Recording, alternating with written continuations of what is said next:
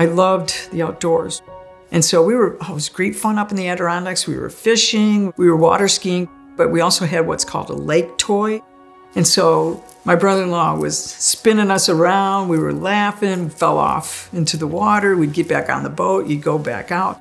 So everything was normal until we hear my brother-in-law yell, "Get off the bullet, the boat is sinking."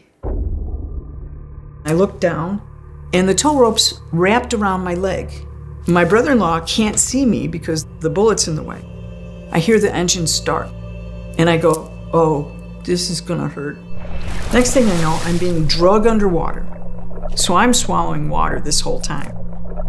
I knew I was gonna die. Well, as I'm thinking that, I separate from my body. And I immediately go through this saran wrap kind of veil. It was like, oh my God, I knew I was in eternity.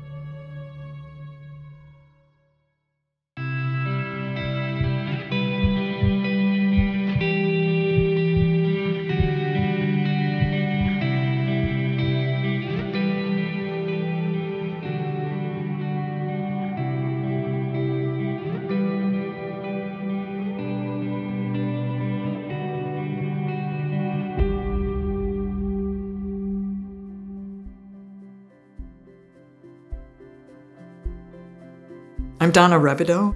I grew up in Western New York. I'm one of 7 children and lived a pretty normal suburban life.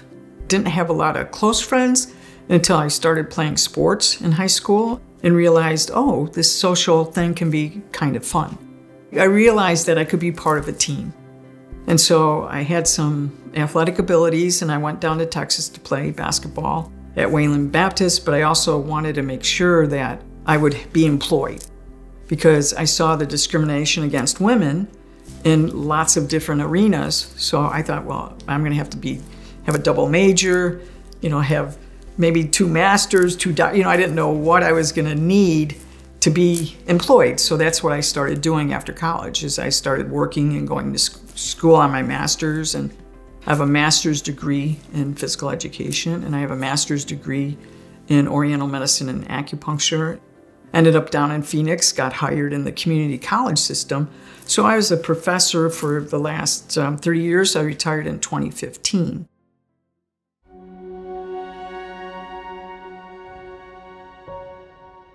I loved the outdoors. We grew up in Ontario.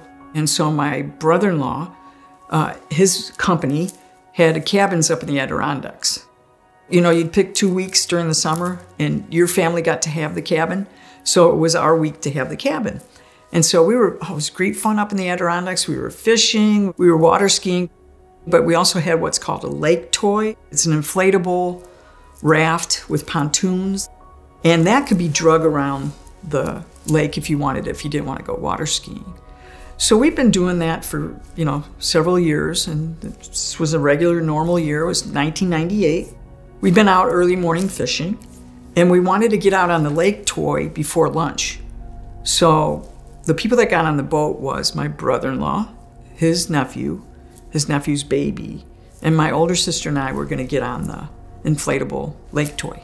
The lake toy is being towed by a tow rope. And so my brother-in-law was spinning us around, we were laughing, fell off into the water, we'd get back on the boat, you'd go back out. So everything was normal. My life was normal. What I was doing was normal until it wasn't. On his boat, there's a device that they torque wrench into the bottom so the boat can never have water come on board. It's like impossible. So we had just dumped off, and so we got back on the boat, and my sister was behind me on the raft, and I'm on the raft. And you're kind of, being pulled out. My sister was letting out the rope. So here was the boat, and we got let out to about here when we hear my brother-in-law yell, "Get off the bullet, the boat is sinking."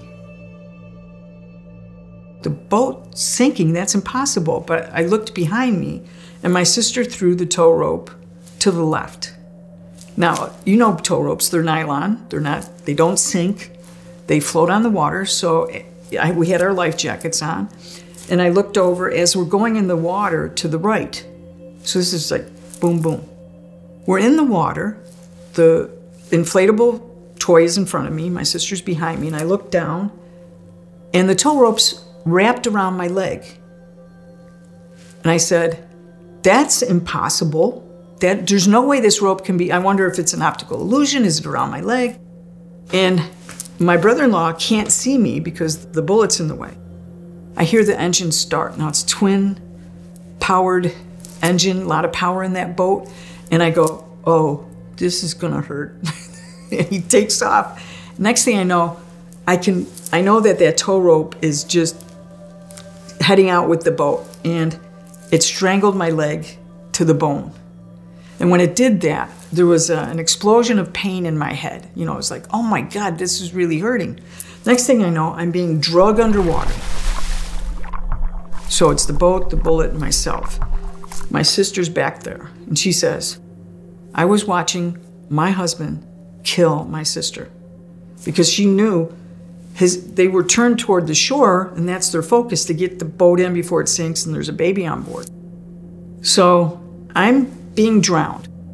The power of the force of that, the water was hitting my chest, and my air bubbles were going out. And here's how I was thinking.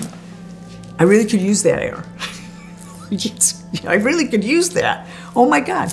The next thing, because I'm being told like this, is all that college education, and I can't get out of this. I immediately started taking in water because of the power of the boat. So I'm swallowing water this whole time. I knew I was gonna die. There was I wouldn't say a peace in it, but there was no sense in being angry. It just was, I knew. There was a knowing that there's nothing I can do.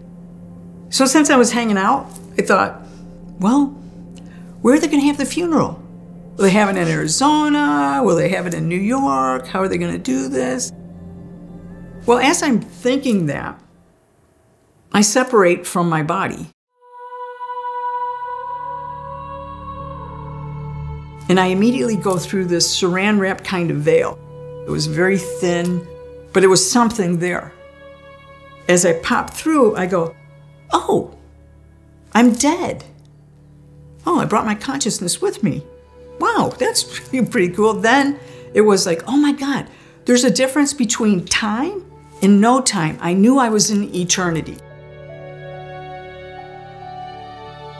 Then the cells in my body started vibrating. And it was like each cell, trillions of cells that looked like a happy face. And they start giggling. They're just, ooh, everything's funny. You know, and I look down and I go, what are you guys doing? And I hear them say, I hear the cells in my body going, he's coming, he's coming, he's coming. And I'm like, who's coming? And as I'm slow motion looking up, if this was the earth, I could feel something coming up. And as it's coming up, I'm going, oh my God, it's the creator of the universe. Oh my God. And I'm going to my cells, now I know why you were excited. This is so exciting. And so, boom. Face to face with the creator of the universe. And he doesn't have a face. He doesn't have it's no pronoun. It's not a he, it's not a she, it's not an it.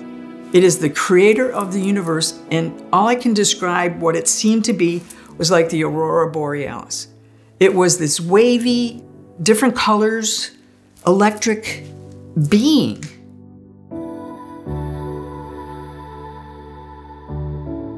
I don't know if you know about telepathy. You know, most people, I don't know how they experience telepathy, but this is my first time experiencing telepathy. And it was you know when you go to the bank, you go to a drive-in bank, that teller, and you put your money in that little tube, and it goes out? It's like that. It's like a tube of knowledge that is being sent into your brain this way. And when it gets into your brain, it unpacks.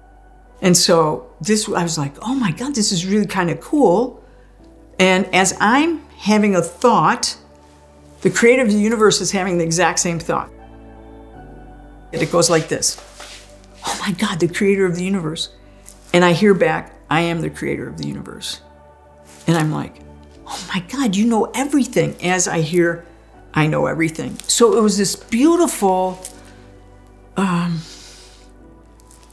conversation, that I knew I was in front of the creator of the universe. And it was like, I started seeing the expanse of what this really means to be eternal. And, you know, when people talk about multidimensional, and it was like, oh my God, this is just so amazing.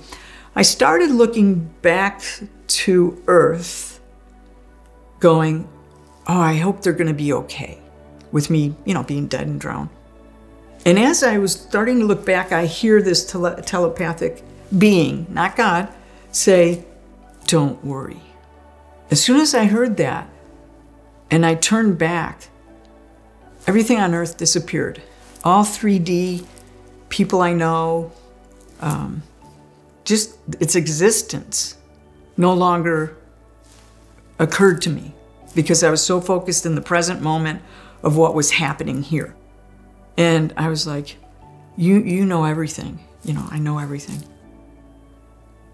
Then God said to me, I even know the number of grains of sand on a beach in New Zealand. Now, why would God say that? Of all the things he could have picked. But next thing you know, I'm being rocketed down to New Zealand on a beach.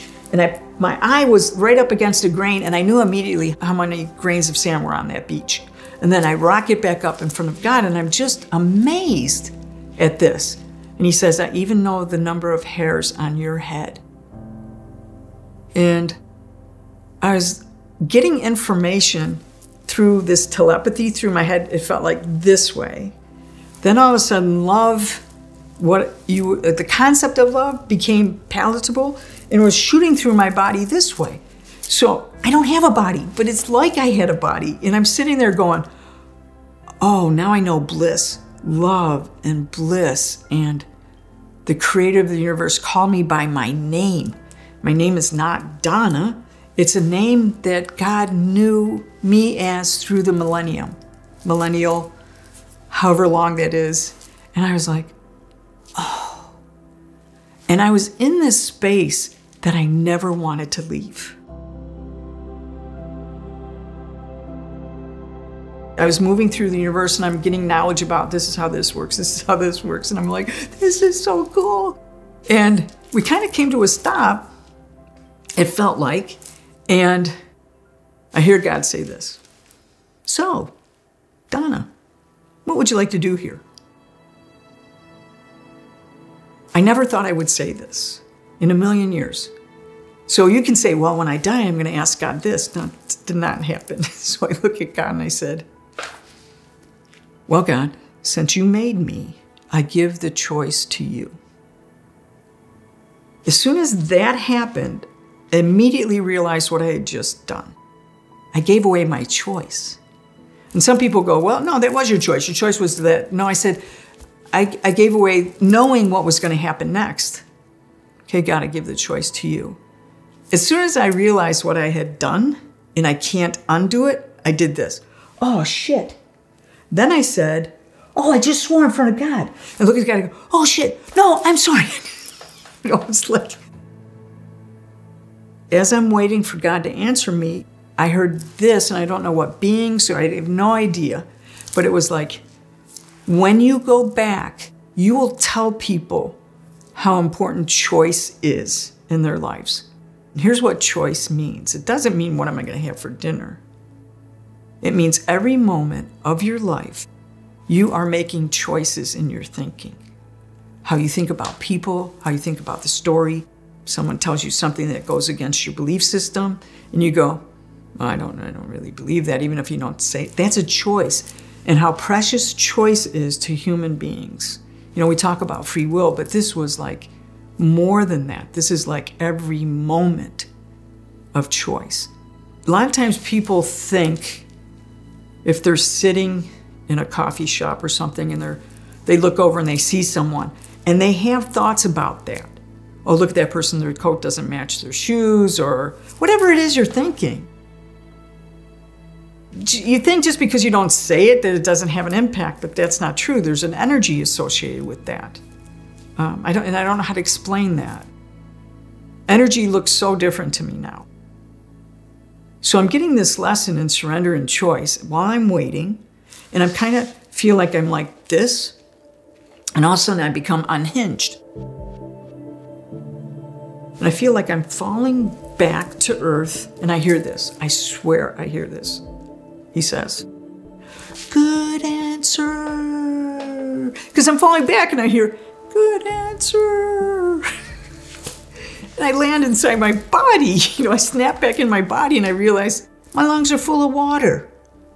What's going to happen here? What just happened?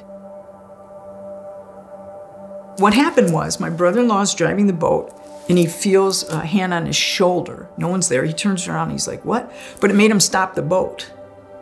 And he saw the bullet kind of acting funny. Well, it was me on the end. So I go, "Oh, I'm alive."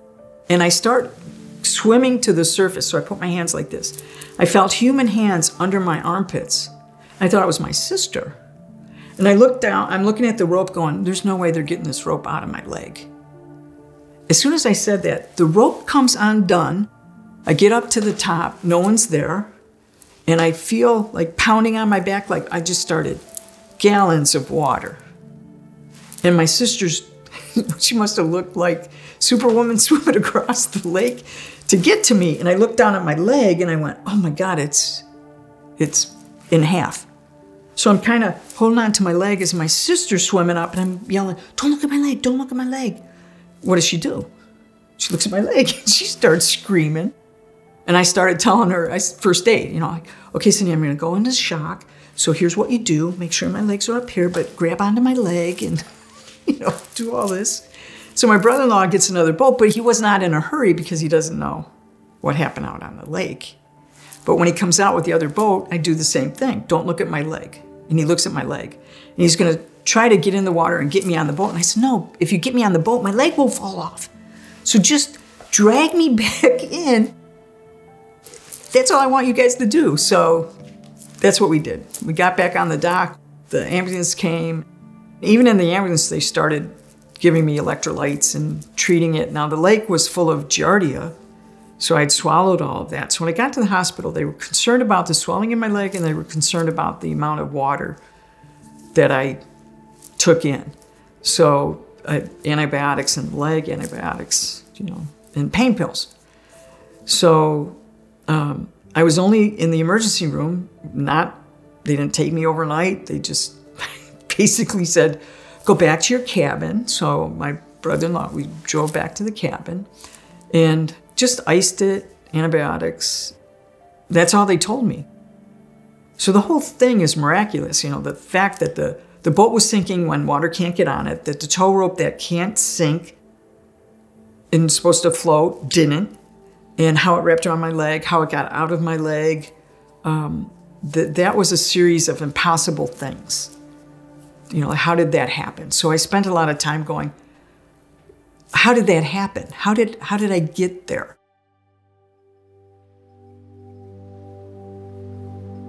The first year, I only told my circle of friends. I didn't even tell my family members. I didn't know what really happened. I didn't know there was such a thing as a near-death experience. I didn't know what NDE meant. I didn't know there were NDE groups. I didn't know there was anybody I could talk to about it. So I just kept talking to the other side. I would have an intention before I went to bed or sleep. I'd say, I have some questions about what's going down here. So the first, 6 months was just dealing with the wound itself. And then I had no feeling in my calf. I'd have no feeling in my toes.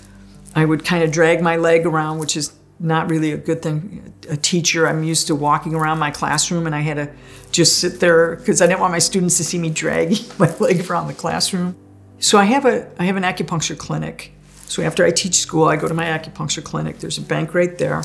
I'm now going to make my day's deposit, and I've written out how I want it taken care of in my business. So I go in the bank's quiet, there's a line behind me, but I have a piece of paper and I shove it to the teller as my nerves, when they start to regenerate, it's an explosion of pain. You can't not yell, no matter, what you do. So as I'm putting how I want take care of the cash, I go, "Ah!" And the teller thinks I'm robbing the bank. So she goes, "Ah!" And because the two of us said, "Ah," Everyone in the bank got on the ground, they're just got their cell phone, they're calling the police. I'm going, no, no, no. It's just my leg. It's just, I'm trying to put my pants up to show them the bandages and the teller, no, I'm not robbing the bank. So I have to tell the police about that. So that was kind of a new normal of, being careful of where I am when, and you can't predict when you're going to have nerve pain. So that was a year, 6 months of the wound and another trying to figure out how am I dealing with my life. Yeah, there's been lots of physical things I've had to deal with since the NDE. And it was years later that someone told me about, there's something called IONS, the International Near-Death Association, and that about the Monroe Institute. You can go there and talk to people. When they ask me, what was it like? They want to know. I said, well, here's how I feel about it. It was a designer death. We each get a designer death because God knows you so well to the nth degree, and it blew up my whole belief system of what I was taught, what I grew up with, and what I saw. It took me years to try to assimilate that spirituality. It was like, if someone said, well, this is how God works. That's not what I saw. That's not what I heard. It changed my life. It changed everything. I think about everything so different every moment.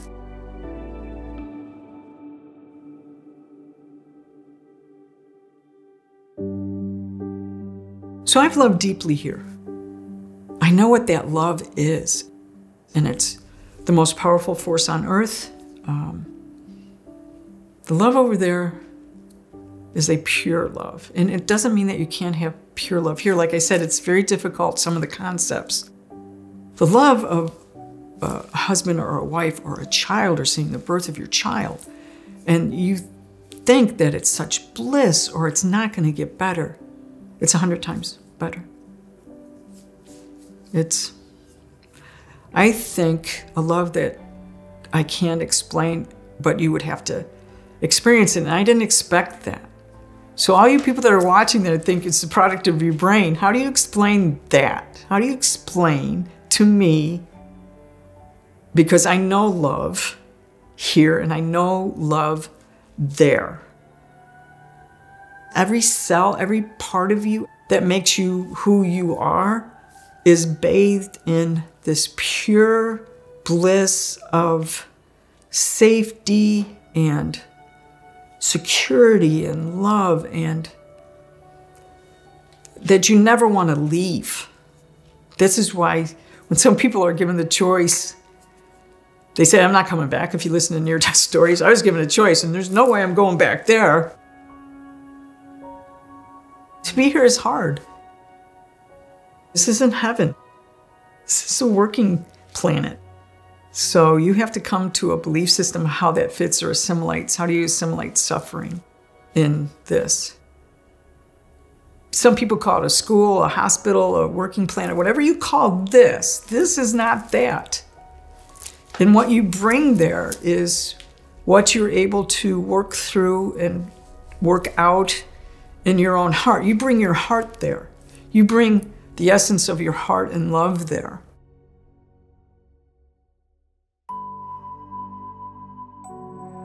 If I had advice, it would be aware of every moment if you can. I don't think for most people that's possible. Most people are thinking, I would tell my students, you have an 8-track brain. 8 things are going on. I got a grocery list, I have trying to resolve this issue, I have these things to do, I have these decisions to make. So I see that they're living an 8-track life, and it's very difficult to get that down to the present moment. So it becomes first awareness. You have to be aware of where you are in your spiritual, in your life. I saw that with my students. Where are you in your belief system? Where are you in your life? Where are you in your goals? So the second thing would be a search. I want to search for what I think is the truth. So some people go on this great search of, no, the truth is in Catholicism, the truth is in Christianity, the truth is in Hindu, the truth is wherever you land. And over time, does that serve you? Because you begin to assimilate other information. So we're on this education journey, we're on this life journey, we're on this work journey, and try not to get caught up in doing so much. I tell people, you're a human being, not a human doing. So take a deep breath, work through this. Can you look at it a different way? Is there anything that I can say to change your perspective 1 degree? That's what I'm here for. Can I change your perspective 1 degree? And let that bubble up inside you. I mean, be aware of the possibilities. Are you aware of the possibilities you could have angels? No, no, no. Are you aware of the possibility that there's an afterlife? No, no, there's no afterlife. You guys are making it up. But if I can come and say, can you set aside your belief for a moment? Could you do that? Just set it aside, listen to what I have to say, be open to these possibilities. Then you can pick up your old belief system or begin to assimilate that. There's nothing I'm going to say to you to convince you of an afterlife. This was my experience of the afterlife. This was my designer death. But it wasn't what I thought it was going to be, and it radically changed my entire life.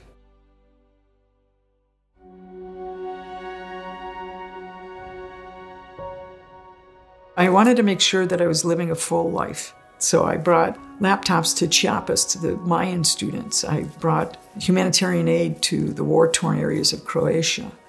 So I was in China studying during the 2008 earthquake and was able to do some work there. So I've been a humanitarian, a poet, a writer. And it wasn't so much human doing as much as I was experiencing the planet. I'd have people ask me questions about that. And every single person said, I'm waiting. I'm waiting till I retired. I'm waiting until the kids come out of the house. I'm waiting for this check to come in. Don't wait. Whatever circumstances you're in, I get that you can't just drop everything and do stuff. I understand that. But you should never say to yourself, I'm going to wait. I have a podcast. I'm learning how to metalsmith. I'm making jewelry because I want to experience this. None of that's on the other side. None of that. So that's here. So let me, set up my house so that I have rooms so I can go to my podcast room and I can go to my music room and I can, go to these different rooms and just enjoy this.